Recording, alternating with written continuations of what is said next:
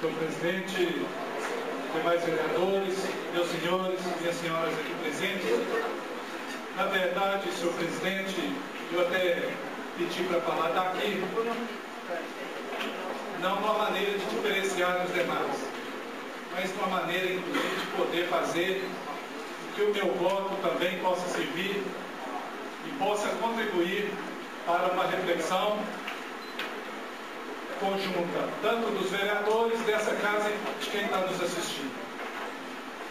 Antes de entrar no mérito do meu voto, até porque o meu voto ele não é de nenhum alinhamento a nenhum grupo político, a Câmara está polarizada, existem dois grupos políticos em pares que se alternam no poder, isso há décadas. Mas o meu voto não é de alinhamento político a nenhum desses dois grupos, até porque eles não me representam, não representam a sociedade que eu defendo, que eu sonho e que eu luto. Então o meu voto aqui é um voto independente, como tem sido a minha postura nessa casa. Eu sou um vereador independente, que tem posicionado politicamente nas matérias aqui analisadas. Antes de entrar no voto, meramente na questão do prosseguimento ou não do arquivamento da denúncia, é necessário que nós busquemos na história alguma análise. E eu acho que a história, tenho certeza absoluta, que é na história que a gente encontra as incoerências, as contradições, mas é na história que a gente encontra as verdades. Viu, professor Edinho? Na história que a gente encontra as verdades. Aqui em Patos tem dois grupos políticos que se alternaram no poder e se alternam no poder há décadas. A história de Patos, ela tem uma resistência em mudar. Ela tem um travamento. Aqui, quando surge uma possibilidade de ter uma terceira via, é mais complicado. Não existe, principalmente quando a eleição é muito polarizada, a terceira via, ela é difícil de surgir. Aqui ainda lembra um pouco o PSD, o DN, dois grupos que dominam a cidade, se alternam, mas eles têm algo em comum. Eles têm práticas parecidas, têm histórias parecidas, histórias políticas parecidas. A única diferença que eles têm é que eles se alternam no poder aqui local.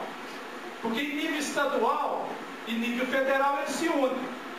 Vocês podem observar que em nível municipal, no âmbito municipal, tem as diferenças. Mas no âmbito federal e estadual, eles têm a convergência. Mas o que eu acho mais importante na análise desses dois grupos, senhor presidente, é o seguinte, que inclusive a gente tem que ter uma análise bem feita, porque eles, quando sentem que vão perder o poder, eles têm a capacidade de se unir. Eles já fizeram isso em momentos passados. Quando eu falo perder, é no poder local. Nesse último período eleitoral, foi importantíssimo, e aí eu faço questão de registrar, foi importantíssimo ter uma candidatura alternativa. Uma candidatura feita colocada em jogo pelo partido importante, que foi o PMDB, que colocou a candidatura do Amarildo, que fez bonito, fez uma campanha rica de conteúdo, de ideias, de propostas, de programa, fugindo, tentando construir e romper, inclusive, essa polarização. E foi importantíssimo surgir essa terceira via. E a cidade e o povo de Patos, e o que a gente mais escuta, é que já esse ciclo já está vencendo. Que é necessário quebrar essa hegemonia política que dura décadas desses dois grupos dominantes. Esses dois grupos que dominam Patos constantemente. E aí, inclusive, nós temos que fazer a nossa análise crítica. Nós, do PT, em determinados momentos tivemos que até alinhar. Mas a arte da política, em determinados momentos, ela é uma arte da sobrevivência. Ela é uma arte da sobrevivência. E era necessário, para ter sobrevida política, mesmo não comungando com aquele alinhamento, até porque, se fosse olhar a última eleição, era para nós termos saído junto com o PMDB. Era muito mais importante, porque o PMDB, infelizmente, a decisão foi de última hora, foi aos 45 minutos do segundo tempo. Senão era para nós termos feito todo um realinhamento e a história de Patos poderia, de fato, ter sido mudada. Mas aí, senhor presidente, eu vou fazer uma questão que é importante eu analisar aqui e trazer para o campo atual. E por que eu estou buscando na história um pouco essa introdução, para vocês entenderem depois qual o sentido do meu voto. Quando eu falo desses dois grupos, é porque as práticas deles são muito similares, parecidas. Elas são similares, parecidas, e como eles se alternam no poder, há uma certa hipocrisia na maneira de agir, e isso a história registra e revela. Vocês imaginam que o atual prefeito, quando vereador, aqui em Patos teve apenas, não só um pedido de impeachment, tiveram 2 pedidos de impeachment. Naquele dia eu informei errado, eram 2. Esse pedido de impeachment, o primeiro feito pelo saudoso companheiro Elcio, em que tecia graves irregularidades pelo então gestor, senhor Elmiro Alves do Nascimento, na época o prefeito municipal. Essa denúncia foi arquivada. O pedido de impeachment foi arquivado. Com uma votação secreta, foi solicitado o arquivamento. O próprio vereador Pedro Lucas, na época, se absteve. E aí vem até numa característica que é típica dos governos que são conservadores. Os governos conservadores, a prática é o clientelismo, é o fisiologismo, o personalismo, o assistencialismo. Tem outros ismos por aí. Então, naquele momento, o vereador Pedro Lucas se absteve. Depois, de curiosidade, eu fui procurar saber se havia outro pedido de impeachment. 1 ano após o primeiro, teve o segundo pedido de impeachment, feito, inclusive, pelo então vereador Pedro Lucas Rodrigues, com denúncias que ele acoplou do primeiro, pegou do primeiro pedido e acrescentou outras. E aqui eu não vou entrar no mérito se estava certo, se estava com razão ou não, se tinha o direito de fazer, ele tinha. Mas não esperou nem ter uma CPI. Foi logo e pediu logo, fez logo o pedido de impeachment do senhor prefeito municipal, da época, o senhor Elmiro Alves do Nascimento. E eu estou fazendo esse registro do fato que cada um que for acompanhando o raciocínio vai entender o momento onde eu for chegar. O segundo pedido era de autoria dele. Ele, inclusive, a Câmara não acatou o pedido, pediu arquivamento também, solicitou, inclusive, mandato de segurança, um pedido de liminar, para que cumprisse regimentalmente aquela sua solicitação, que naquele momento, inclusive, estava com razão. O pedido foi arquivado.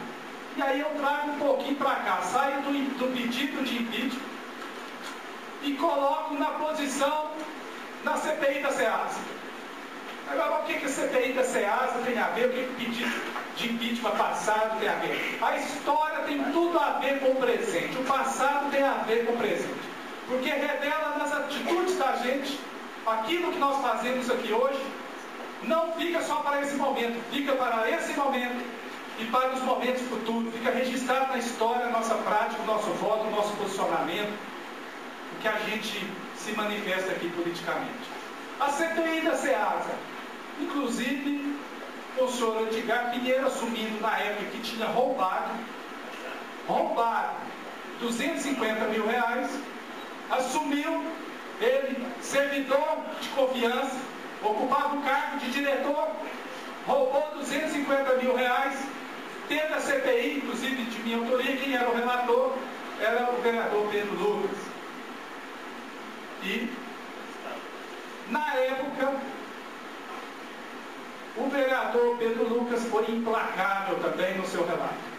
Implacável. O próprio Edgar veio aqui e assumiu ali, perante a todos, que tinha roubado, que tinha rapinado o dinheiro público. Eu assumo que eu roubei. Eu roubei, sozinho, peguei o dinheiro. Outros não tiveram, e pela sapiência dele no dia, a gente sabia que ele era um indivíduo que tinha capacidade para aquilo, e roubou os 250 mil de forma isolada, sem nenhuma anuência de outros.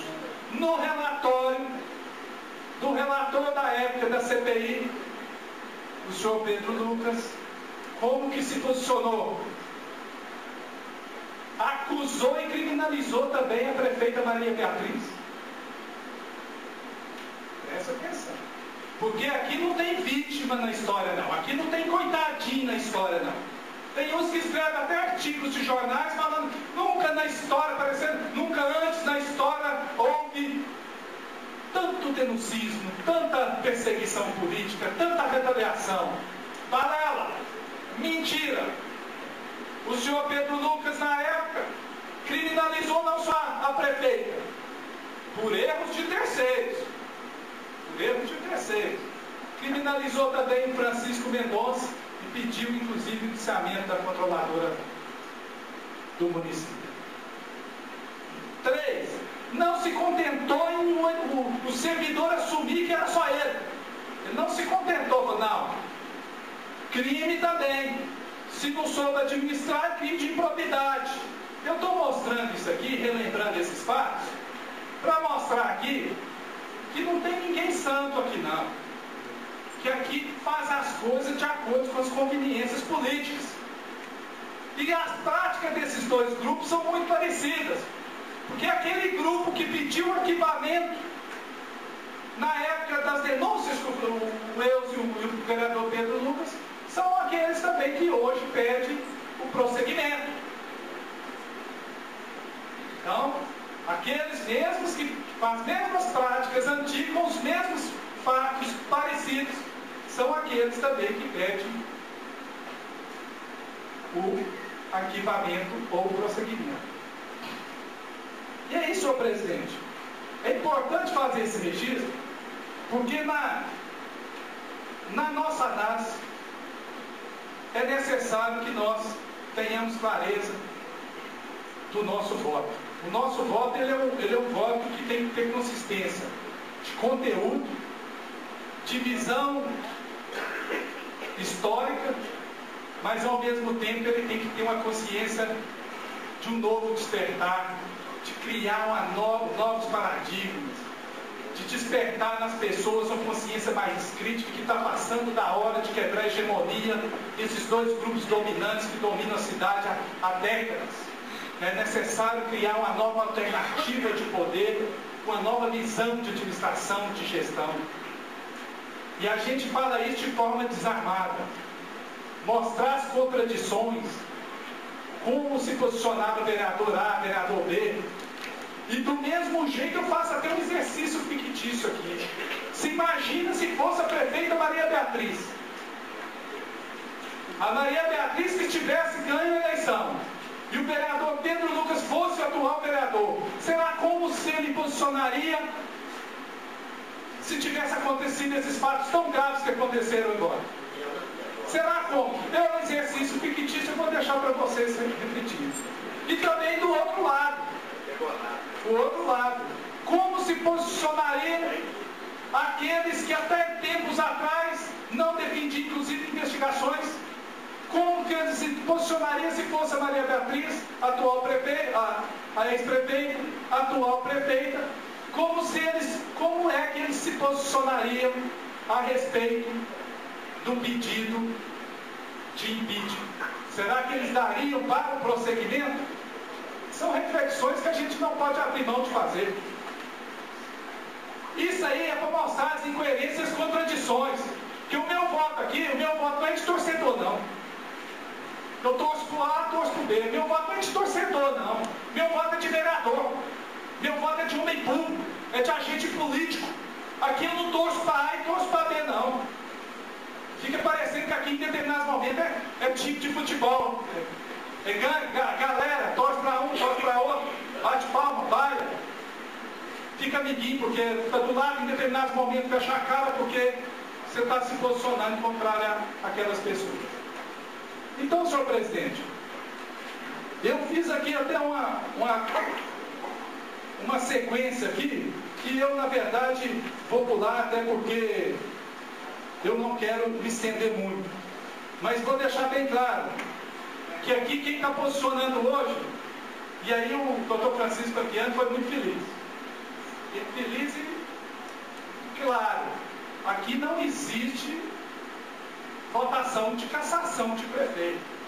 O problema é que as pessoas, o emocional, em determinados momentos prevalece em cima do racional, e todo mundo deturpa tudo. Aqui apenas se vai acatar uma denúncia bem fundamentada, bem elaborada, consistente, do Ministério Público, porque aquele cidadão Sérgio ali baseou-se no Ministério Público, da denúncia do Ministério Público. Então aqui é apenas a fase inicial, se vai acatar, se vai prosseguir ou se vai arquivar. Ninguém aqui, mesmo votando a favor do prosseguimento, significa que você seja a favor do impeachment. Isso é uma bobagem generalizar dessa forma. O impeachment é outra fase, é a fase final, a cassação é a fase final. Quem vota aqui para o prosseguimento está tendo a consciência, pelo menos a minha dessa forma, que votar para o prosseguimento é dar a oportunidade de ouvir os dois lados. A gente não pode ouvir só quem acusa. Nós temos que ouvir os dois lados. Nós temos que ouvir a defesa. Ouvir a defesa é importantíssimo. Eu nunca vi chegar e ouvir só um lado, só aquele que acusa. Nós temos que ouvir os dois lados. E para ouvir os dois lados, é necessário que tenha um prosseguimento. É necessário que tenha um prosseguimento. E aí cada vereador, numa fase distinta, analisar se aquilo realmente é cabível de impeachment ou não, de cassação ou não, que é totalmente diferente.